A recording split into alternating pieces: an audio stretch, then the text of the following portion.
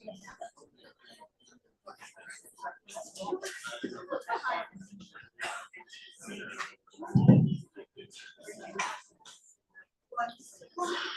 evening, everyone. My name is John Tate, and I'm the event coordinator here at McNally Robinson Booksellers. Before we begin, I would of course like to acknowledge that McNally Robinson is located here in Treaty 1 territory. The land on which we gather is the traditional territory of the Anishinaabe, Inuit, Anishinaabe, Dakota, and Dene peoples, and the homeland of the Métis Nation. In addition, McNally Robinson Booksellers itself rests on the land once occupied by the Métis community of Roostertown. We are delighted to be here tonight and to have all of you here with us, both in person and online, as we celebrate the publication of Linda Trin's Seeking Spirit, a Vietnamese non-Buddhist memoir.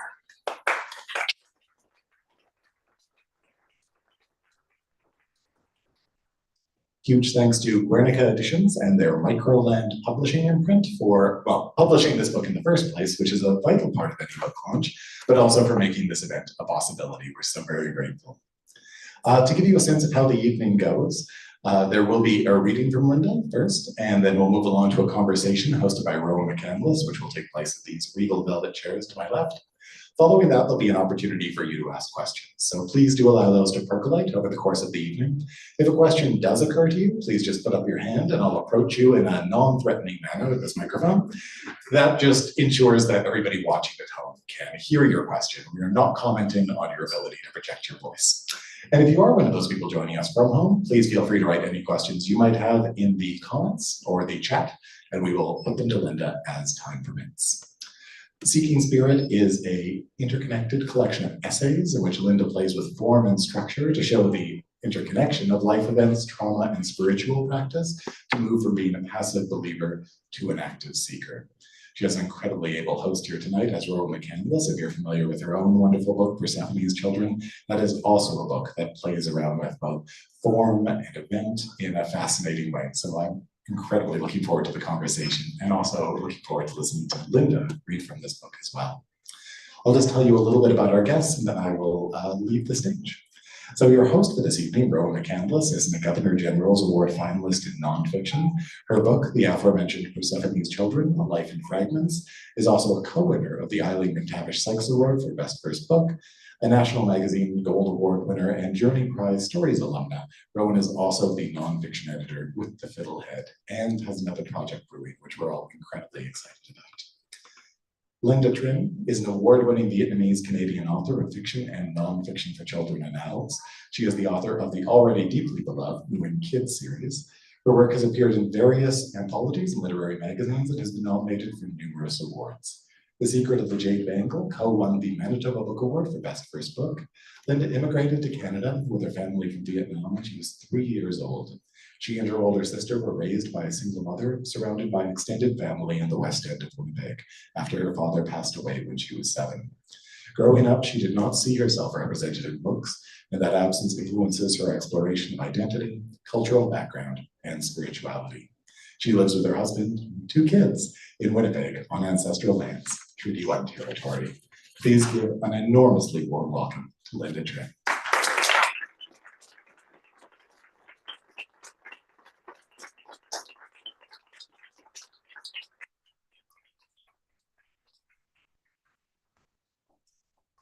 Hello to everyone in person and online.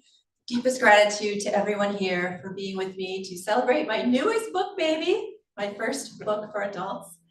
Thanks to John, and thanks so much to McNally Robinson for hosting this event. I just want to speak briefly about the book itself, and then to give thanks to the people who were part of the journey, and then I'll read from the book. So I'm so grateful to Guernica Editions Muroland for taking a chance on Seeking Spirit. It took me 7 years to write this book and 1.5 years to query, submit the book for publication. So while I was submitting, I was working on the Win Kids series. Thanks to publisher Michael Marola, editor Julie Gorda, and for all their care and support, especially with some of the formatting quirks that I really wanted. And thanks to the cover designer, Raphael Chimicati, for his patience in getting my visual vision. So many wise and beautiful women have guided me along the way for this book. I wrote the beginning chapters working with Catherine Bitney through the Manitoba Writers Guild mentorship. We sat across from each other many times, sharing cake. I'm forever grateful for her wisdom, kindness, and faith. I wrote the initial draft of the book doing my mentorship with Mei Wong through Diaspora Dialogues. Thanks to President Helen Walsh and Program Manager Zalika Reed-Benta for the opportunity. I learned to trust my voice and to write for myself from May. I worked with Joan Dixon for developmental edits. She taught me what to look for in editing and how to rework yet again when I thought I was done. With support from Diaspora Dialogues, I worked with Shailene Knight on editing, polishing, and finalizing the manuscript. From her, I learned how to weave form and structure with substance. Susan Scott wrote the foreword, and she has been an incredible mentor and friend, a deity at the crossroads who mapped the terrain of spiritual life writing for so many of us in the writing community, and who guides me still. I'm grateful to all the authors who took the time to read my work and offer an endorsement. Hole Gallery, Sally Ito, Rowan McCandless, Mai Nguyen, Susan Olding, Shannon Sin, Betsy Warland, and Lindsay Wong. And big thanks to Hole Gallery and River Street Writing for all their publicity for trying to get Seeking Spirit up to readers. I'm so honored that Rowan is hosting this launch. I'm grateful for all our chats about writing and of life. And I'm so inspired by all the amazing writers working right now and honored to be doing this creative work. This book is about me and about many of the people closest to me, my friends, my cousins, my extended family, my grandparents, my sister, my mom, my husband's family, who is now my family, my kids, and my ancestors. I wouldn't have the strength to write about all of it without their love and support. So I'm just going to read from the prologue.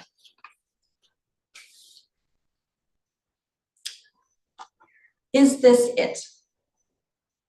I had asked myself that question many times since reaching adulthood. Living on the surface of my life felt like a superficial existence. And by not mining deeper to the mantle, outer core, and inner core, I had not fully unearthed its richness and depth. As I peered beyond the horizon to the rest of my life, endless blue sky and glittering snow on the prairies where I made my home, I foresaw more of the same, an infinite stretch of ordinary life. The routine consisted of waking up and going to work, fixing the same meals, lamenting over the fast-paced nature of the daily grind, then wishing for just a moment to be able to take a full breath. I had everything I thought I should want. I was living out the typical immigrant's dream, to be a wife and mother, someone who worked a steady job and owned a house in the suburbs. And yet, the question still bubbled up. Is this it? What is missing? I was blessed with love, family, and valuable experiences, and yet my gratefulness never lasted long. My feelings dissipated into the ether, the empty space between the stars, a dark void, a nothingness found throughout the universe. I felt this empty space deep within myself, not filled with anything I could touch, taste, or possess, no matter how hard I tried. Even when I was content in the other areas of my life, this part of myself still felt empty. This empty space called out for spirit.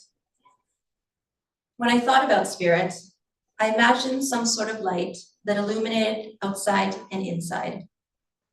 I imagined an awakening, an enlightenment of body, mind, and soul that connected me to something that transcended the ordinariness of life. I believe spirituality could exist within the realm of institutional religion, but also without any religious foundation. Prayers, rituals, and ceremonies have long been performed and practiced by us all, through generations past in all parts of the world. Swirling around me were the spirits of my ancestors from Vietnam, the country of my birth, the Buddhist traditions of my childhood, as well as the goddesses and gods of the mythologies of long ago civilizations. From all these bits and pieces of myself, I felt the need to fashion a mantle to ward off the prairie chill. I longed to invite spirit in and to sense its spark within myself. How do I find what I am seeking? In my darkest fantasies, or perhaps my lightest moments, I wondered what it would be like to leave it all behind and create a different life in a different way, in a different space.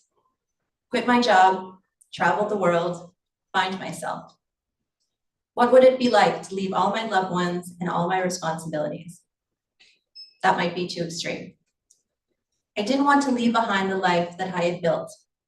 I was not trying to escape my life, only to enrich it. There had to be another way, a middle path. I needed to seek spirit within the structure of my own life. I doubt I am the only one who has felt this empty space. I can't imagine I am alone in my need for something more. This is my journey through ice and fire, time and space, walking along the edges of the land of the living and the land beyond, believing and questioning, stumbling and soaring. This is my path of what I learned and what I had to unlearn to seek the sacred. My journey is only one of many paths that a seeker may take. Perhaps by weaving the pattern of my path, a familiar thread or recognizable fabric may emerge and show how we are all interconnected. This interconnection exists between the stars as well. While I see nothingness in space, space is not truly empty. Instead, it is filled with interstellar gas and dust. The dust of the stars gave life to me and to all life in the universe. The starlight burns brilliantly in the darkness. Perhaps, like space, I am not empty. Perhaps I am not nothingness. I need to seek to find my own interconnection between the stars.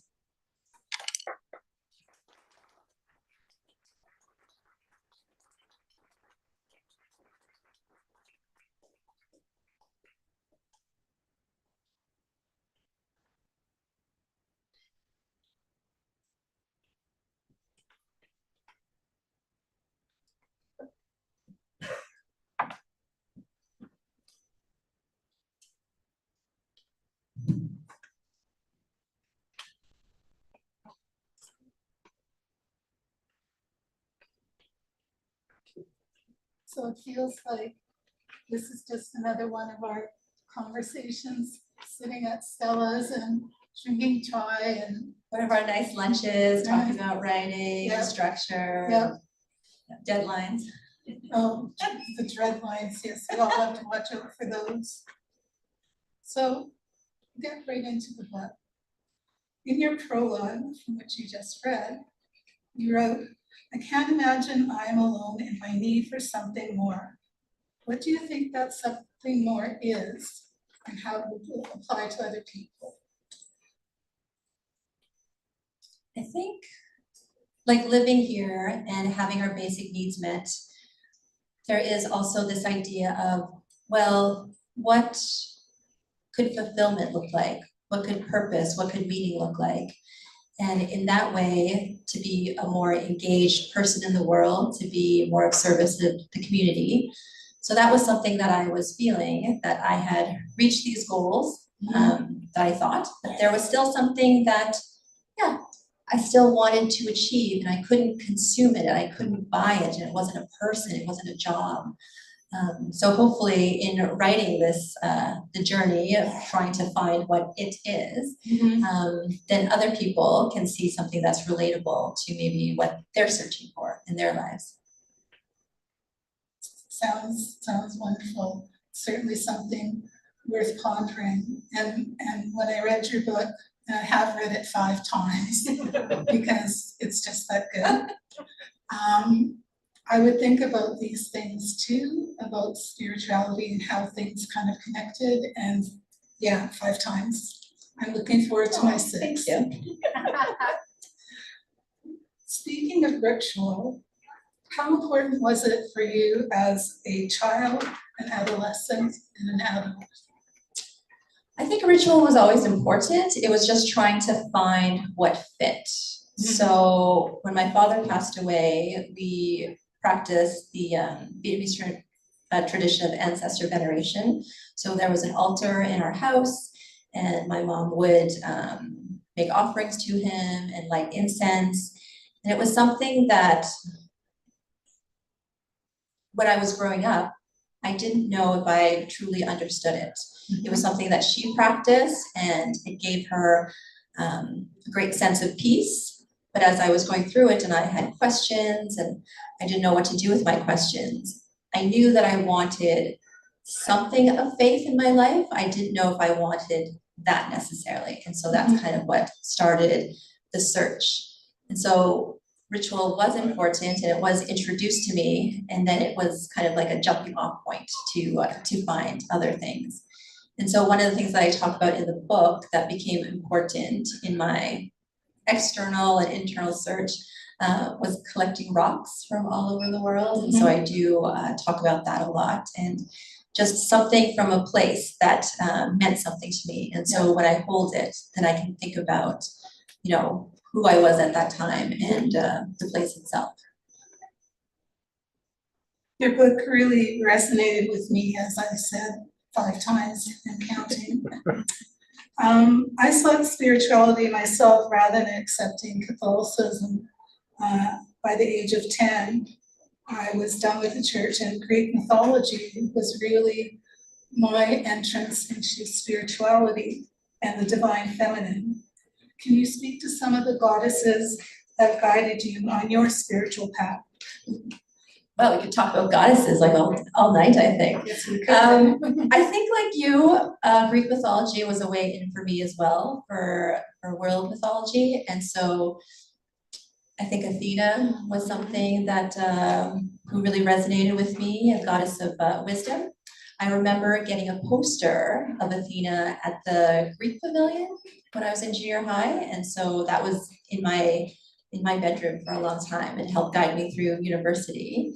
That I learned more about Egyptian mythology and just different mythologies of the world. So I do write about the Sumerian goddess Inanna and her influence on me. So that was something that was really interesting. Like these goddesses embodied such feminine strength and beauty, but also of transformation and the challenges that they faced. So I was trying to use some kind of like map for my own life. What could these stories of our ancestors from around the world, what could they tell me about myself? And then the goddess that I've known the longest, but almost was the furthest away from me, the Vietnamese goddess of compassion. So it was something that my mom really believed in, and it was always swirling around me. We never really talked about what this meant, and so I did my own research and tried to find a connection to her myself. And yeah, that definitely comes up in the book. So as someone who's interested in structure and how books are put together, you've chosen a very intriguing structure for your memoir. And can you speak to the forms that you used, and at what stage in the process did it come to you to use these forms? Well, Rowan, you are the master of structure and hybridity of form. So this is amazing being able to talk to you about it. It's like in Persephone's Children. Yeah, if anybody hasn't read it, it's an amazing book. Thank you. I think we've talked about this before. The most exciting part for me in writing creative nonfiction is thinking about the form, and that's part of the storytelling. So I might have the contents, like the actual events of my life, but they don't actually come together until I have something to hold it, to bind it together. So the book itself is in 3 parts. So the first part is spirit studied, and each chapter has its own form. The first one, I start with ancestor veneration, kind of meanders around, coming back to ancestor veneration. The second chapter, going to different sacred spaces around the world and trying to see the parallels that I find in some of these stories, in some of these spots.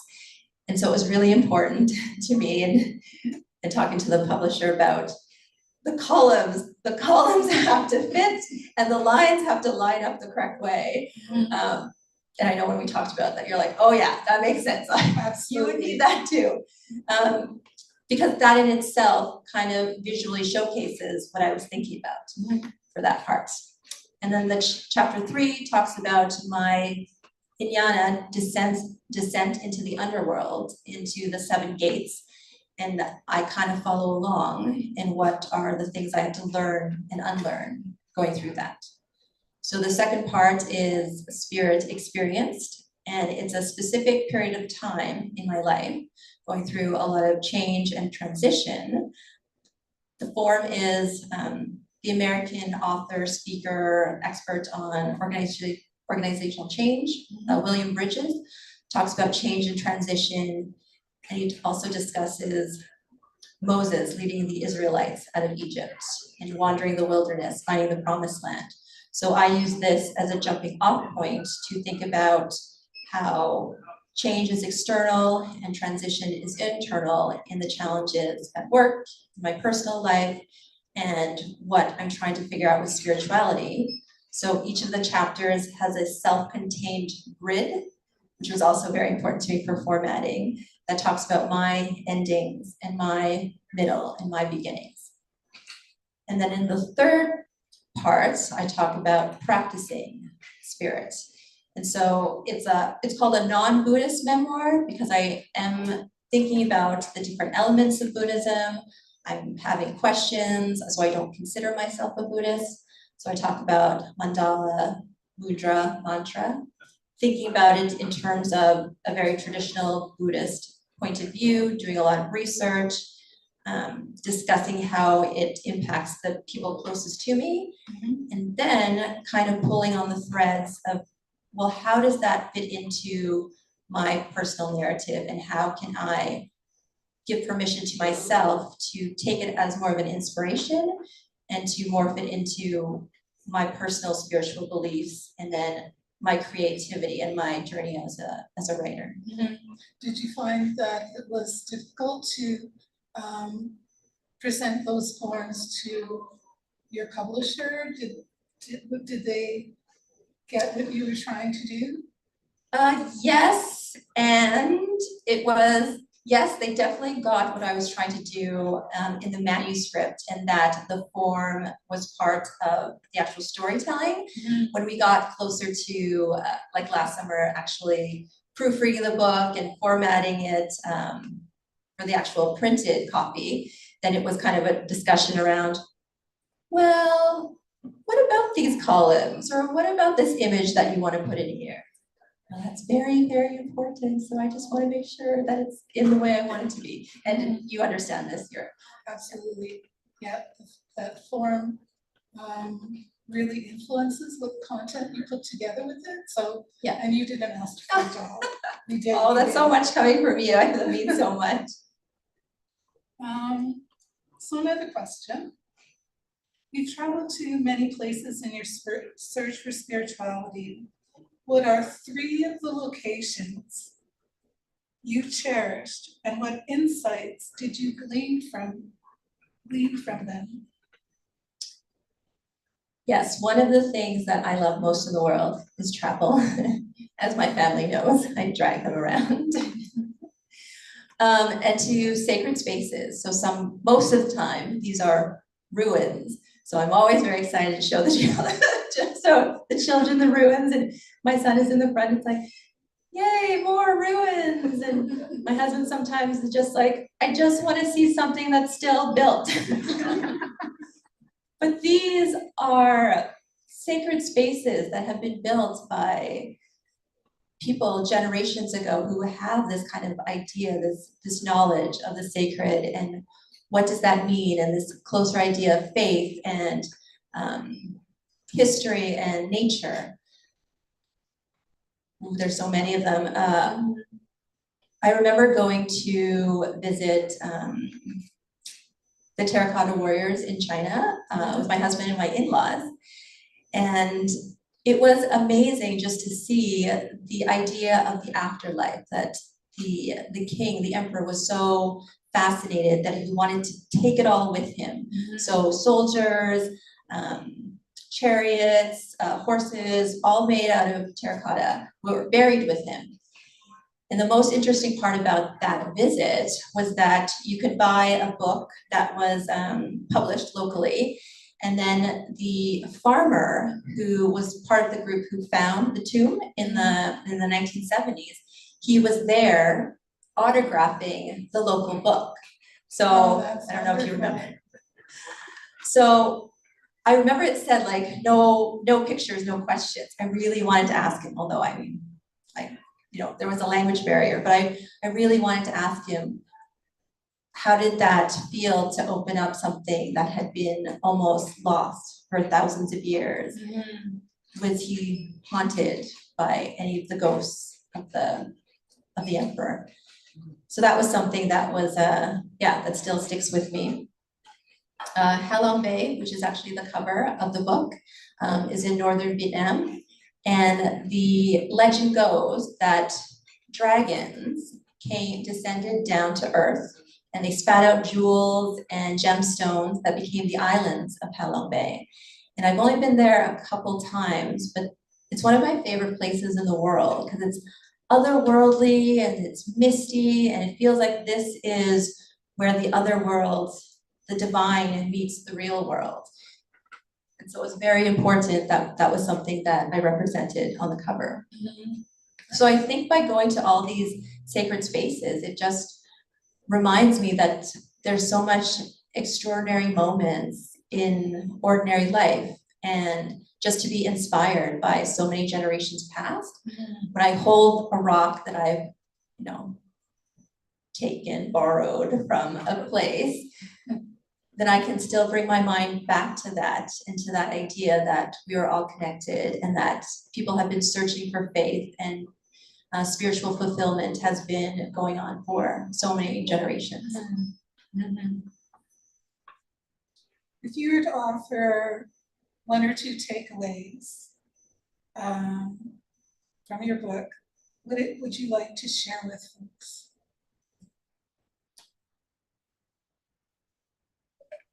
I think through writing the book and going through all my memories again, it's this idea that life is mysterious and it's wondrous, and there are things that are not explainable, things that could be unknowable, and it can only be experienced.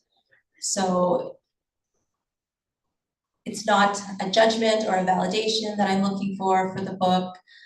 It's my unique story, but at the same time, I just really hope that people can find nuggets that they can relate to, times where they had periods of grief or loss or celebration or joy, and how that all kind of interconnects with their own path, their own idea of what is more in the world. So I'm just hoping that, it's a point of connection. I think we've talked about this before too, why we write, and why we write for publication, why we put ourselves through all of it, all of it, to be able to connect.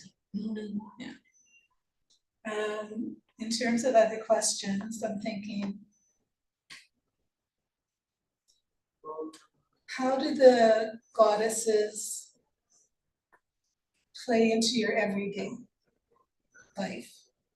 Like there was the spiritual side and the worship, but how did it manifest, do you think, in special ways within your life? I think for me, everything always starts with research, starts with books and trying to understand it logically before I experience it. And I think that comes through in the writing of it too. So it was only in university when I was introduced to the divine feminine, to the idea that it wasn't just God, it could be goddess, and what that meant for civilizations past. So that was such an awakening. That was just such an idea, like I could see myself in that. I could see, being the heroine of my own life, or having goddesses not just as story or as something very far away, but having it closer, something that I could actually invite into my everyday life. Well, we still have time, and I'm going to think of another question for you.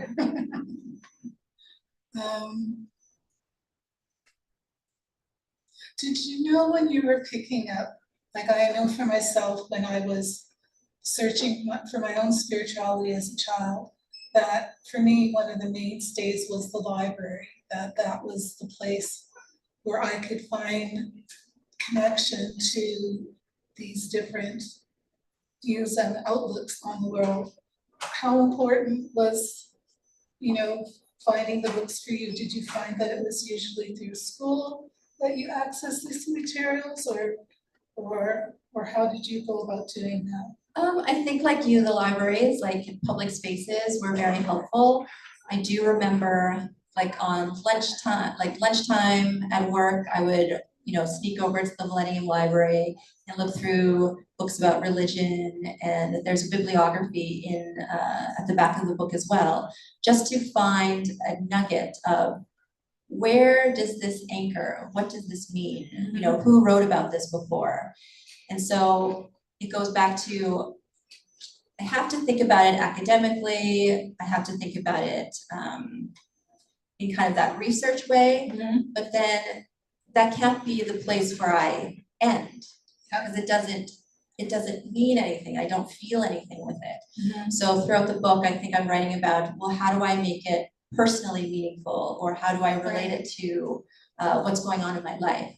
So I think the switch between parts 1 and parts 2 and 3 in the book, trying to move from a passive believer to an active seeker, is that I can't just wait. I think I was waiting for one to I'm ready, come find me, come shine your light on me. I'm asking for miracle, or I'm asking for assistance. I'm waiting. And she didn't come.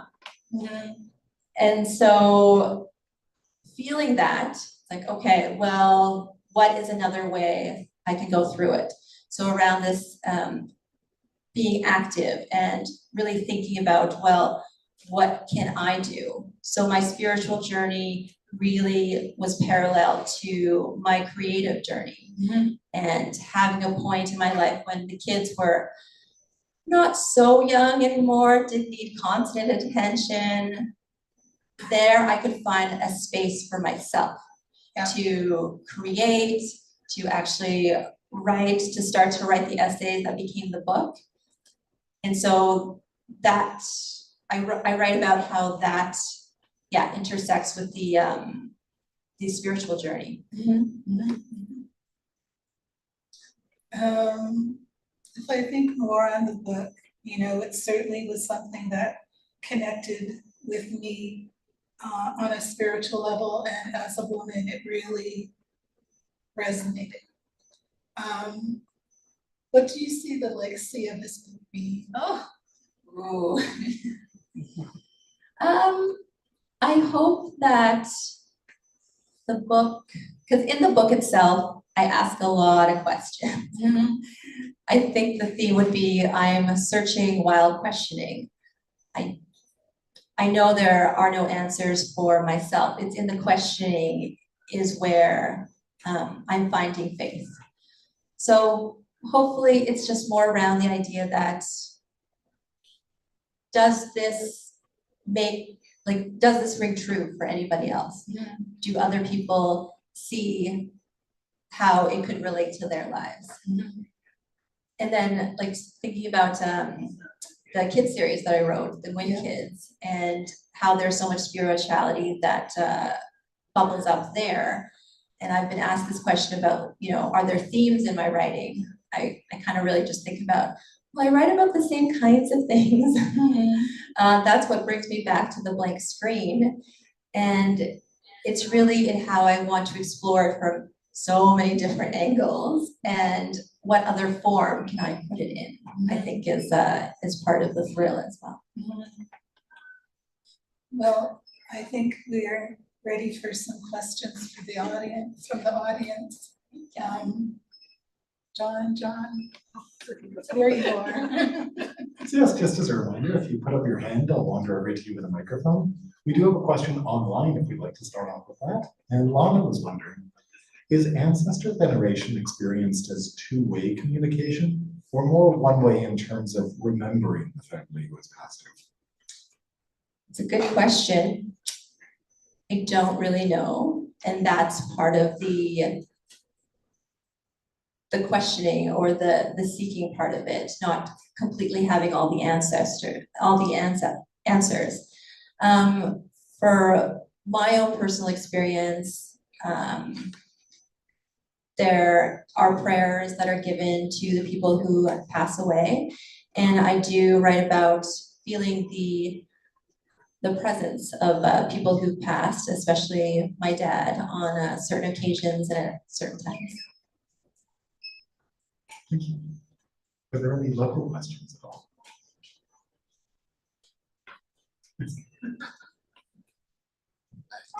Thank you very much to both of you and to you as well for presenting. A lot of the themes you were discussing remind me of my own personal exploration of spirituality, which is very multifaceted. And in that, one of the people that I had turned to was Joseph Campbell, who did a lot of research around where mythologies intersect. Coming from Campbell's standpoint and looking at yourself as a heroine in this story, what was the biggest dragon or challenge that you faced in writing this book? And do you feel you were able to conquer it? Ooh, that was a great question. And yes, I am a fan of Joseph Campbell as well. He is in the bibliography for the book for Descent of Inyana. I think part of memoir is how many times you experience the good parts of your life you're trying to write about and the unpleasant or the traumatic parts that you're writing about. And so I found that I had to use a lot of self-care in that I was exploring themes that parts of my life that were challenging. And so I would write it as it was and then leave it and then come back to revise it, trying to revise it as an author for craft and for structure, but also these events still happen. So I would find that if I was revising it, I still had tears in my eyes or thought about the ideas. Even last summer when I was revising it, looking at proofreading for the last time. So it was the self-care part of mining my own story. Thank you.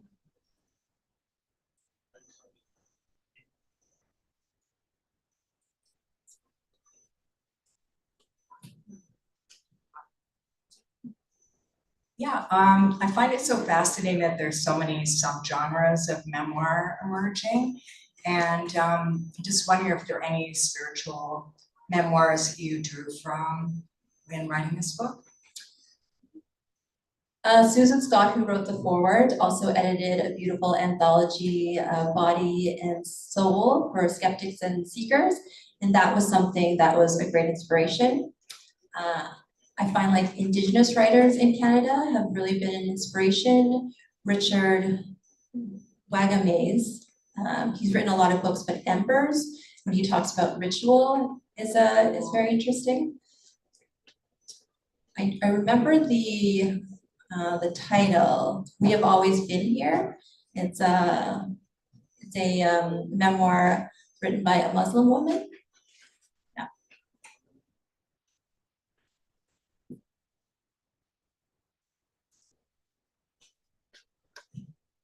And were there any other questions at all?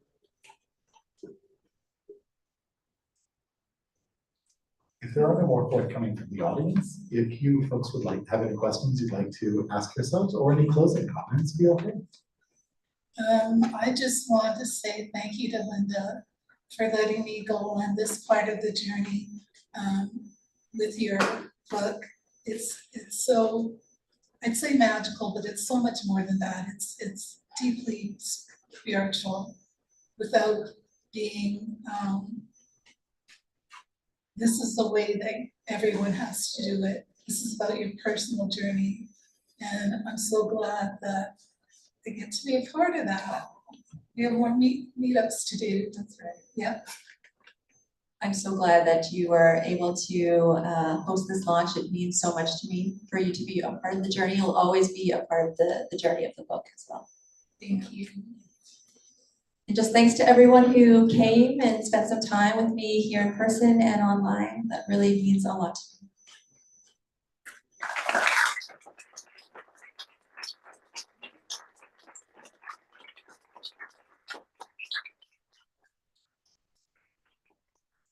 Thanks so much to you both. We will now move along to the signing period of this evening. So in just a moment, we will place Linda behind this table. And if you could just line up here to get book signed, that would be wonderful. There'll be one moment of chaos as everyone gets into line there. It'll acquit itself beautifully. Please note you don't need to run off and buy the book before you get in line, but we do ask that you please pay for the book before you leave, if you'd be so kind. We're so very grateful to Mirrorland Publishing, with apologies for my earlier slip up, an imprint of Guernica Editions for making this book and this evening a possibility, and of course to Rowan McCandless for so ably and elegantly leading us through the conversation. This is an incredible book, beautifully written, very intimate and thoughtful, and just a gift. So we're very grateful to Linda for sharing this book with us and for being here tonight to help celebrate it. So please give me a very warm round of applause.